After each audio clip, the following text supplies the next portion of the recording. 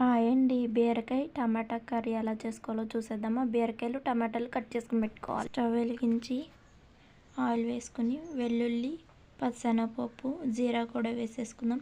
ఇప్పుడు ఆనియన్స్, పచ్చిమిర్చి వేసుకుని కరివేపాకు కొంచెం వేసుకుని ఈ విధంగా తిప్పేసుకుందాం. బాగా ఫ్రై అయినాయి కదండి. ఇప్పుడు టమాటా ముక్కలు కూడా వేసేసుకుందాం. వేసుకుని మరొకసారి ఇలా కలుపుకుందాం.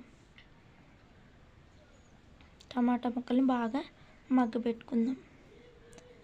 మగ్గుతున్నాయి కదండి. ఇప్పుడు గల్లుప్పు సరిపడినంత, చిటికెడు పసుపు వేసుకొని మరొకసారి ఇలా కలుపుకుందాం. బాగా మగ్గినాయి కదండి. ఇప్పుడు బీరకాయ ముక్కలు కూడా వేసేసుకుందాం. బీరకాయ ముక్కలు వేసుకుని మరొకసారి ఇలా కలుపుకుందాం. బాగా కలుపుకున్నాం కదండి. ఒక 5 minutes మూత పెట్టుకుని బాగా ఉడికించుకుందాం. ఈ విధంగా ఉడికించుకుందాం.